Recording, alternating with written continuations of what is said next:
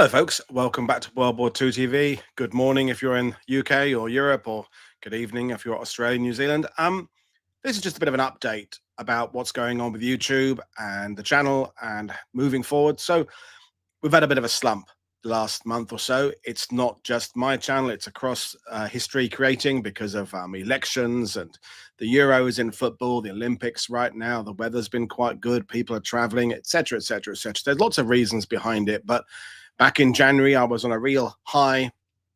I, along with a lot of the channels, were using more of the shorts, those little minute-long things, because that was considered the way to bring people in. All the creators are now stopping using shorts because it brings kind of a short-term game, but in the end, it doesn't do you any real good because people who watch the shorts don't watch the long-term gain, the long-term content. So back in January, I was on a real high. I was getting loads of subscribers a month, loads of views, and things have tailed off recently. Well, the way YouTube works is when things start tailing off, they kind of think you're in decline. And when I say they, it's all done by bots. It's all the algorithm. It's not human beings.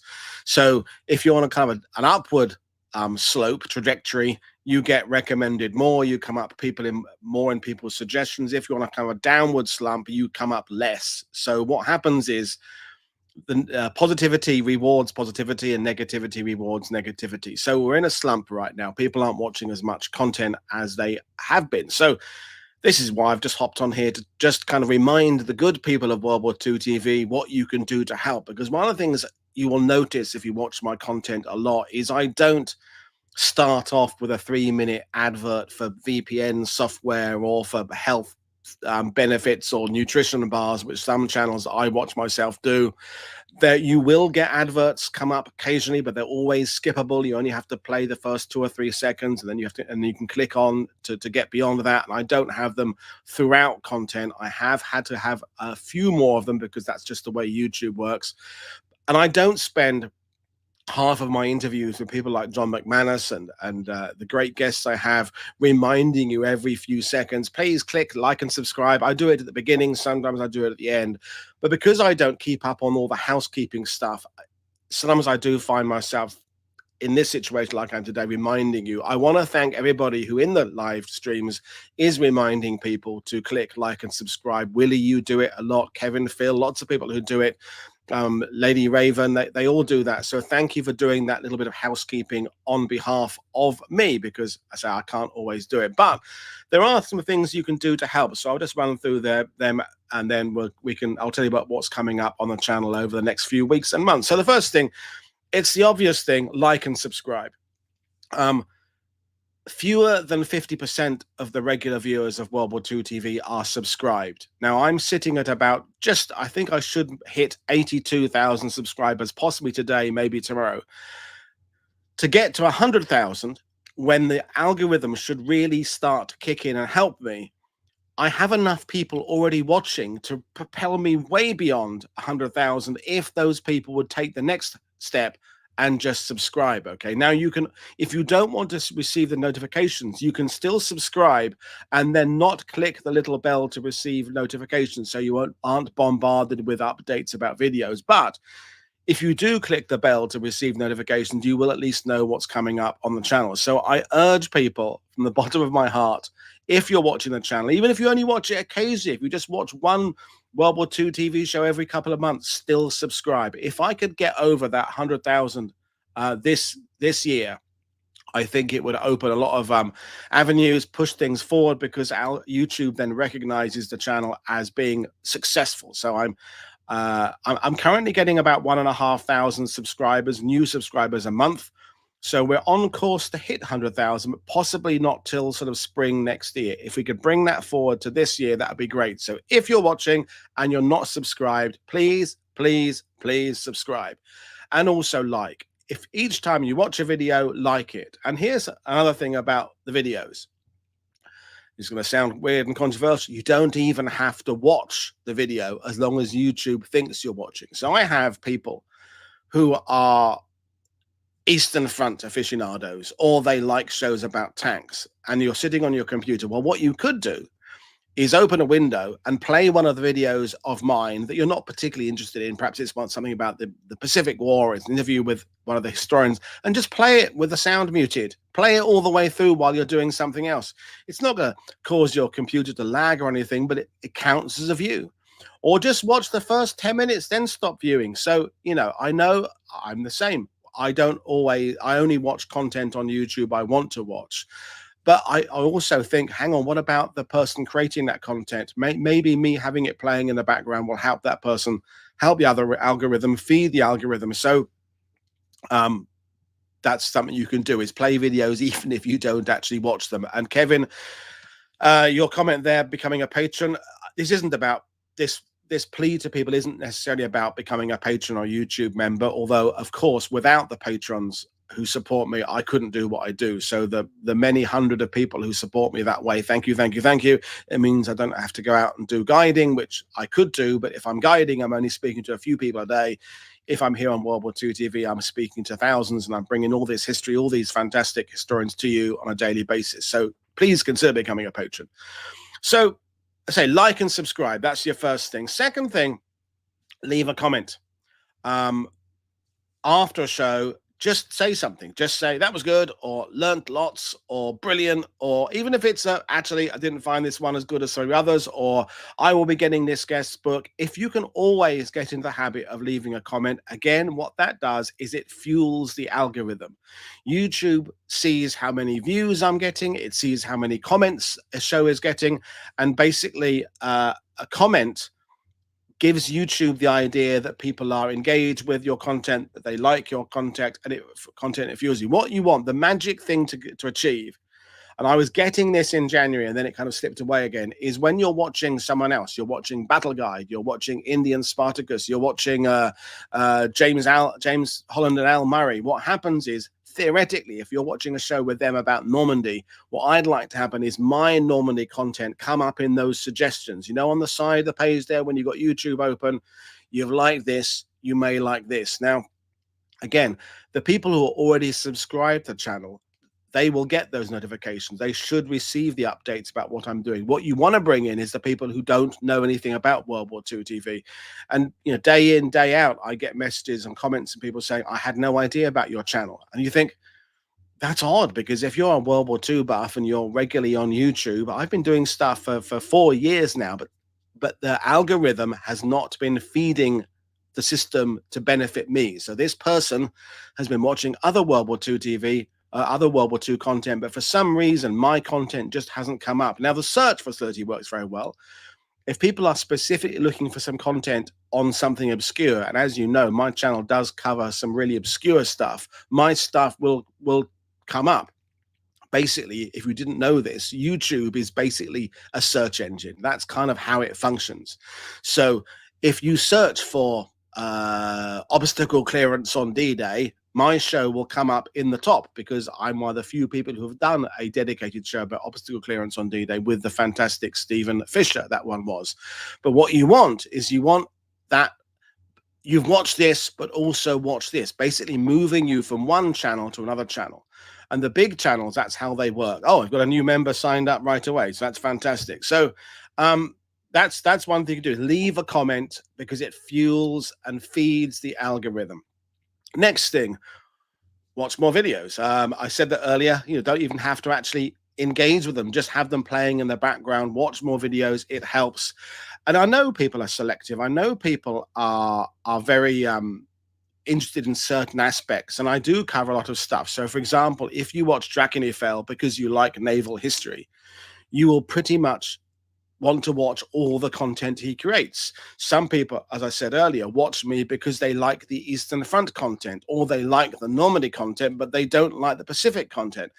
That's fine, but maybe just play one of those videos for an area you're not particularly interested in, just again to feed the algorithm. Yes, that's something, Jim. I'm part of a WhatsApp creators group with other YouTube creators, JD and Rob from History Explorer, etc., and people often think they're subscribed and they're not. I don't know what kind of happens in the background with YouTube, but just do check you are subscribed. And I say, if you want to receive notifications, have the little bell selected so you receive them. Thank you, Phil, for your donation, and welcome back. You weren't watching content for some while. We missed you. It's good. So watch more videos. Next thing, talk about World War II TV on social media. Now, this is a tricky one because as the platforms are now well and truly established, your Facebooks, and I refuse to call X Twitter, it's still Twitter, and Instagram, all those kind of things, is that they don't easily allow you, well, they allow you, but they don't promote links off platform. So when I put something on Twitter about here's a show I've got coming up on World War II TV, it'll get 5 or 6 likes. But if I say my cat's just fallen off its chair, it'll get 100 likes, because platforms don't like people to leave to other platform. But it still helps. It still creates traction. It still creates interest. So even if just one person sees your post, particularly Facebook seems to work and Instagram seems to work. Now, I have an Instagram account, and Mag manages my Instagram account because I find it difficult enough managing YouTube, World War II TV on Facebook and Twitter, and doing all my emails. To try and manage Instagram as well would be tricky, but people will go from Instagram to YouTube. They will go from Facebook. I use Facebook a bit, but anything you can do, if you're a member of, for example, a Pacific War group, put a link to one of my shows. Say, oh, by the way, Woody covered this. He had Seth on, and they discussed the Battle of the Philippine Sea, whatever it was. Just the worst that can happen is people ignore it, or people say, no, I don't like that. But the best that can happen is it brings new people to the channel. So that's the next thing you can do. Share on social media. But that's it for how you can help. So I didn't want it to turn into a Woody grumbling about things. I'm not grumbling about things. I love what I'm doing. I love the overall direction World War II TV is going. I like the fact I have a high number of Patreons compared to the number of subscribers I have. That's fantastic. I'm not struggling financially with this.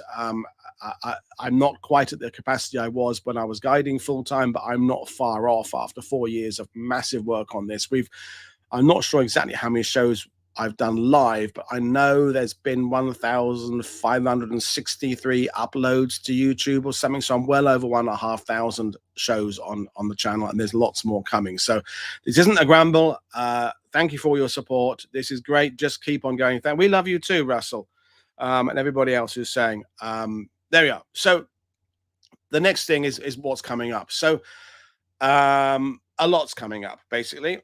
This year has proved to be really, really challenging because of the number of 80th anniversaries that happening in 1944 to today, and to try and cover them all has been impossible. There's whole campaigns in Normandy, or battles, operations I haven't covered this year. Blue Coat, Goodwood I didn't cover, Epsom I didn't cover.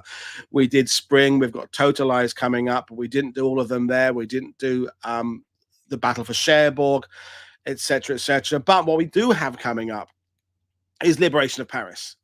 So Michael Nyberg is coming back from that. Patrick Bishop's coming on with his new book. I'm hoping to have something about the Spanish company within the French Second Armour Division and how they were one of the first units into Paris. Maybe something about the resistance in Paris. It's just about finding guests. Liberation of Brittany. Now that should be really good. I've got Joe Balkowski coming on about the 29th Division. I have a show about the 83rd Infantry Division. And interestingly, and I didn't really know about this until I did some investigation, the 141st Royal Armoured Corps with Churchill crocodiles and rhinos were attached to the Americans for the attack on Brest. So I'm having a show about British armour in support of American infantry in the attack in Brittany. That should be really good. Maybe something about the U-boat pens. That should be good. Dragoon. So Dragoon, although Dragoon starts in August, I'll probably be doing my Dragoon content mostly in September. So that's the battle through Provence. We'll be looking at various of the units that are going through, still working on contacting guests. Pacific Week, we've got Iwo Jima, other anniversaries coming up. Market Garden. Now, to answer your question there, how am I going to add anything new to Market Garden? Well, we have done Market Garden shows in the past, of course. There's always stuff new to add. It's just a question of finding a subject. So we've got a show about the traitors of Arnhem. So that's the Cambridge spies who are working kind of on behalf of the Germans, we can do that show there. There's a new book by a guy about his father who was a glider pilot. He'll be on. We're going to do a panel discussion, at least one about Market Garden. We've got one about the first Allied Airborne Army in August and how that was created 80 years ago this month. So that will touch on whether or not the creation of that under General Brereton was a good thing for Market Garden. So we are touching a few areas that we think haven't been, just explored before. Then Action in Africa, kind of a broad, sweeping title. We'll be going back to some of the Parachute Regiment actions in 42. We've got a show, a lady about her father who was there in a romance that's coming up. Battle for Aachen and Germany. So this is kind of Phil Blood territory. His new book on Aachen's coming out. We've got another guest coming on in October talking about the urban warfare there. Another couple of guests focusing on how Aachen connects to the, the cutting across the Hurtgen forest, all that kind of stuff. There's all that. Charlie, John Loop is coming on. I was in touch with him this week. He's coming on to talk about archaeology in Operation Dragoon. Well, I hope he's coming on. He said yes. We've got to arrange and work out some exact dates. So that's what's coming up, and there'll be more stuff in November. That's kind of taking us up till October. There'll be some bold content. There'll be some more Eastern Front content. Probably 2 weeks of Eastern Front content in November, and then all through next year we will move up to the end of the anniversary of the end of World War II, and then after kind of August next year, I can go back to doing what I want to do. In the sense, I can go back to those theme weeks like Armor Week or Footsteps in the Pacific Week, because I can go back and acknowledge all the anniversaries I missed. There will be some news, hopefully, about World War I TV at some point. It's kind of in hibernation, on hiatus. It will be back at some point. Don't know exactly when that'll be, but possibly in the next few weeks. We'll just see how it goes. No, Anthony Beaver. We don't want to dwell on that. So lots more content coming your way. In terms of the cataloging of videos, one of the shortfalls or shortcomings or complicated things about YouTube, I've discussed this before, is archiving and indexing your back catalog. Now, when you're a new channel and you've got 10 videos, they all are easy to find. The only thing you can have on YouTube is playlists, and playlists are a bit clunky, and multiple shows are in multiple playlists. So, for example, the show I'm planning on, let's say, the creation of the first Allied Airborne Army, which I don't remember whether I've listed that one or not yet, but it'll be listed soon. No, I have listed it.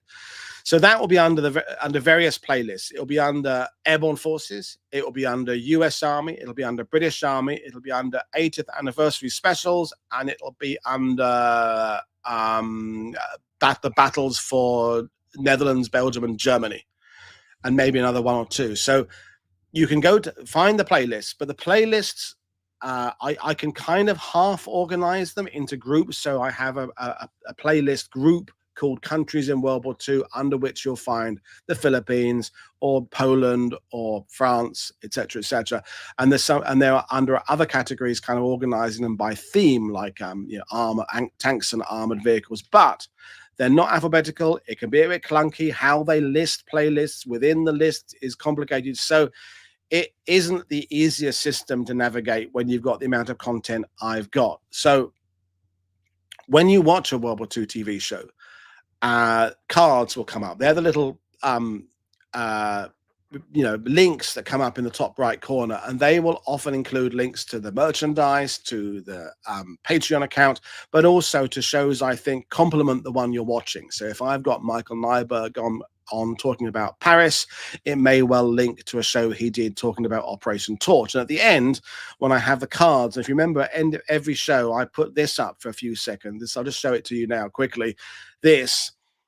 And then after I finish it, I add links to videos with the thumbnails in those windows there, which again are complementary subjects, and also in the description. So if, for example, Phil Blood is on, I will have links to Phil Blood's previous appearances. So if you like that guy, you can watch more of his content. But indexing and archiving and finding content is really, really complicated, okay? So there we are. if I have a World War II TV website, but I don't go there, no one goes there, because what happens is it kind of I don't. What I want people to find when they Google World War II TV is the YouTube channel itself, for the reasons I explained at the beginning of feeding the algorithm. Going to my website and looking there doesn't actually help YouTube unless they click the link from YouTube. So it's complicated. So, but if I had a website with an index system, that would be workable, but I haven't got the time to set that up. By the way, I may be going to sneeze any second now. I can feel a sneeze coming. Hopefully I'll be finished before it comes, but we'll go. Anything on RAF Transport Command? Again, Darren, you know the score. If I can find experts, if I can find someone who knows a subject, I can do it. It's not on my immediate list of things on the immediate horizon, but yeah, definitely there will be more RAF stuff in the future.